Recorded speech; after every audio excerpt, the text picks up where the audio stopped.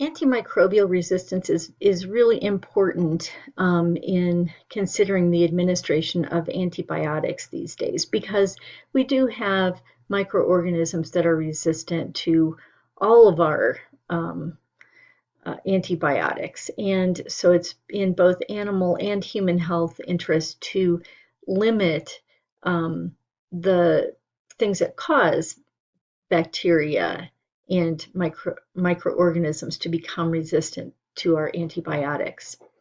And so the definition of antimicrobial resistance is the ability of the microorganisms to survive when we have given and there is the presence of drugs that are designed to suppress or kill them. And this can occur in several different ways. We can have genetic changes that occur in bacteria over time. Just that is called vertical resistance. I'm going to pause. My dog needs to go out. You can hear her tail whacking. Okay, took care of that. So that's called vertical transmission when over time bacteria have changes in their genetics that cause them to not be susceptible to the antimicrobial. They can also just have spontaneous mutations of chromosomes that can occur in bacteria. Their lifespan is very short, generations occur very quickly, and so these things can happen fairly readily.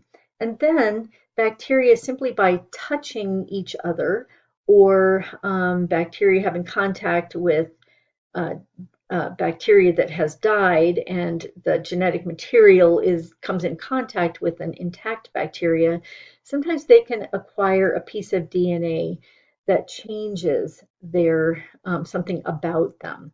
And that is typically called a plasmid, that genetic material.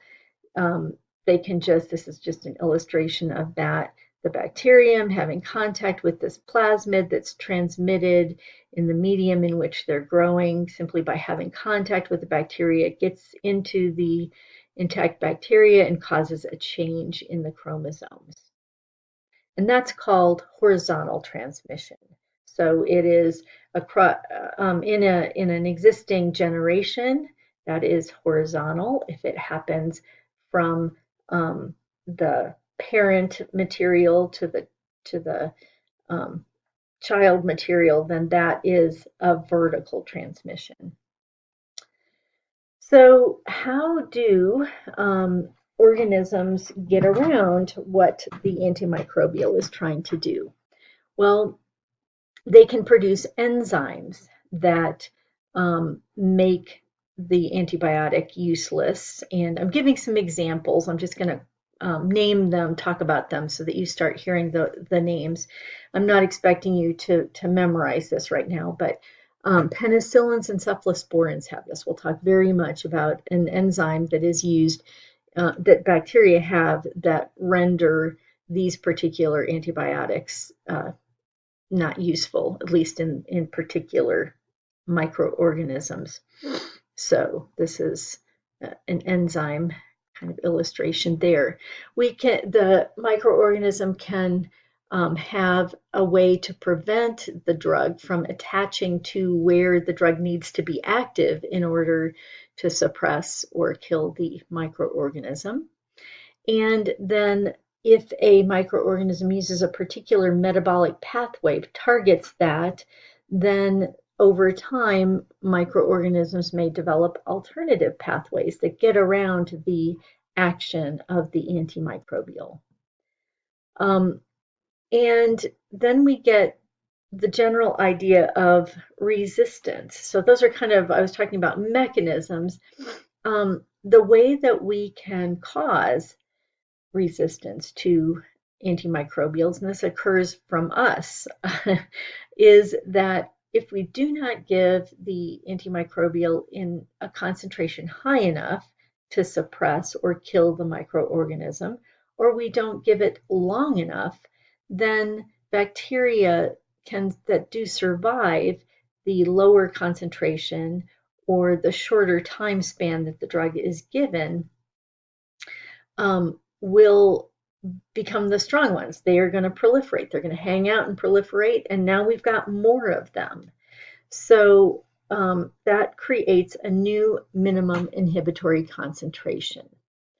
So general idea, if we don't give the antibiotic for long enough or in a high enough concentration, we kill off the weak bacteria and the stronger bacteria are left and will proliferate. And when that occurs over and over again, then we get strains out, in the environment that are now not susceptible to the antimicrobials that we have.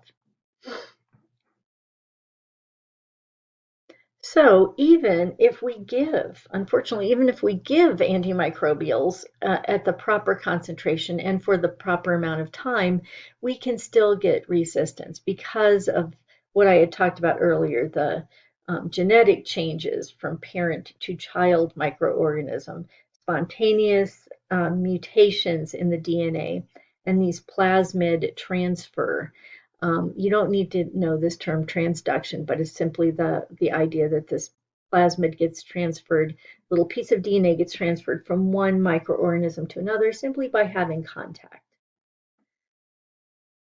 So with all of that, it's very important that we give drugs for the proper amount of time at the proper intervals, and we need to impress this upon our clients that they need to do this because this is the way that the infection is going to be taken care of, but also we don't want to create resistance.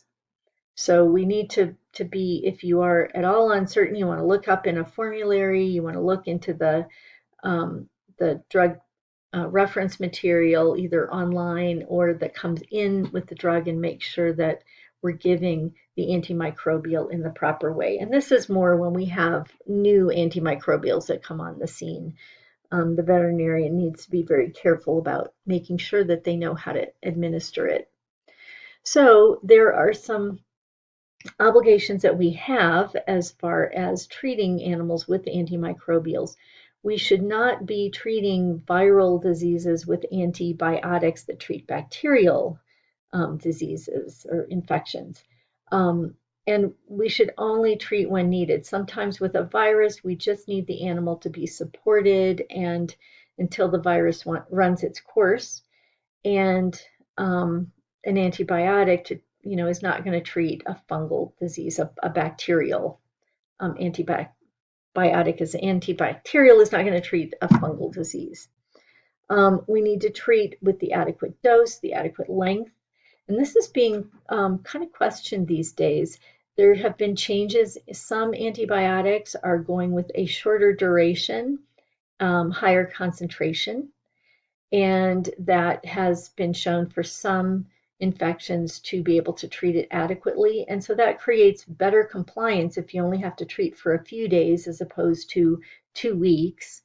And so we're going to be able to take care of these organisms and not create as much resistance. And we want to make sure that we treat with the appropriate antimicrobial. So what I mean by that is it's the best practice is to, with every infection that came in your clinic, to take a sample of it and either send it out to a lab or do your own in-house research on whether it's susceptible and the concentration that we need. So this is called sending it out for culture and sensitivity.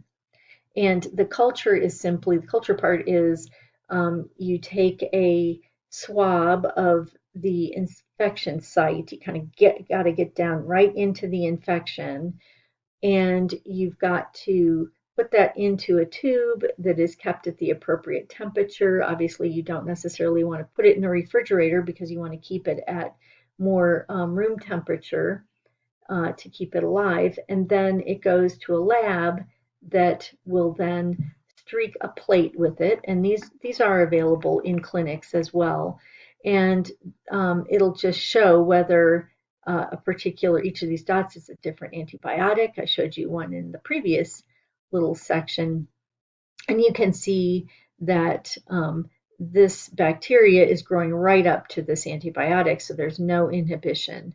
And there's pretty good inhibition here with this particular antibiotic to this particular bacteria. So the culture is to determine what type of bacteria it is, and we need to look at it under a microscope in order to determine that. And then we need to know, is it susceptible to a particular antibiotic? This takes several days and it costs more money. So it's not done with every single infection that comes into your clinic. Your veterinarian's going to look at the infection, where it occurs, and determine what they think it is, and in most cases go ahead and prescribe an antibiotic. They may then take a sample and run the culture and sensitivity to make sure that that's the proper antibiotic, but it occurs more in situations where it's very critical that we know, and those are infections that occur in joints or infections that occur in areas of the body that is hard for antibiotics to get to. But your typical skin infections, we pretty much know what we're going to treat with, and we go ahead and do that. And we may not do the culture and sensitivity unless the animal comes back and the infection has not responded to the antimicrobial we've prescribed for it. So we also need to be very careful with drug residue. So residue is an amount of drug that stays in the tissues or products that animals may produce, eggs, milk, and this can contaminate food, and then people are consuming these drug residues and may be affected by them. We think it leads to resistance. We also can have people that may have an allergic reaction to a particular drug. That might happen, and they would not know that it occurred because of eating a food. But we want to be sure to not have drug residues. So because of that, it's important to know that just by cooking food or pasteurization, we don't necessarily eliminate drug residues. They may persist even after we've cooked. And this is my favorite chef, Julia Child, just had to show her. So to impress upon you that cooking doesn't necessarily get rid of our drug residues. And if we have a constant we're constantly consuming products that have antibiotics in it, we're going to create a selection for these more resistant bacteria and potentially cause allergic reactions in people that are allergic to particular antimicrobials. So in order to reduce that possibility, we're going to look at withdrawal times in production animals, and we need to make owners know what those particular withdrawal times are. So the withdrawal time is simply the time it's going to take for that antimicrobial to clear from the animal's body or from the products that they would produce. So in dairies, they're going to put those animals that are being treated with antibiotics into a separate pen. They're going to milk them separately. That milk may go to the calves at the dairy as opposed to throwing it away. Sometimes they'll go ahead and use it in calves and mix it with other milk that is not contaminated with the antimicrobials. But it's not going to go into the public milk supply. So we need to make sure that they know that there is this food animal drug residue and avoidance data bank. I'll click on this. We'll see if it gets anywhere. But it lists for every species so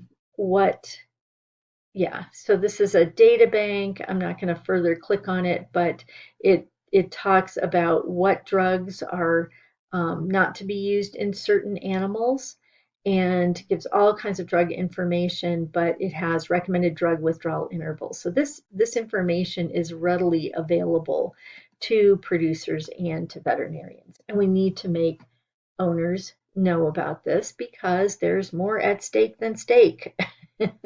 We don't want to encourage antibiotic resistance.